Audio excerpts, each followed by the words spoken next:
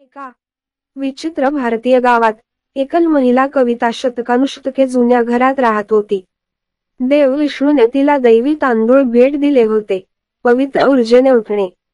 भया नावाच्या दुष्टभूतामुळे कविताची शांतता भंग पावली होती.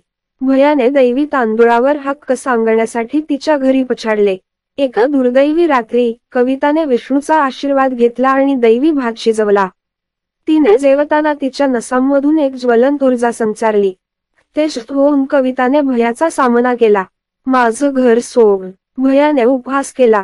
पण कविताचे डोळे आतल्या आगीने लख्ख झाले. तिने त्याला दैवी तांदूळ अर्पण केले. भयाने तांदूळ खाल्ल्याने कविताची आग पेटली आणि दुष्टभूत व्यापले. भया राखेत विरघळली. शांतता प्रस्थापित झाली. कविताचे घर पुन्हा अभयारण्य झाले. हसत हसत विष्णू प्रकटला. शाब्बास कविता, तुझ्या विश्वासाने आणि धैर्याने वाईटावर विजय मिळवला आहे. कविता नतमस्तक, कृतज्ञ. धन्यवाद भगवान विष्णू. तिचे हृदय परमात्म्याच्या अग्नीने तेजोमय झाले.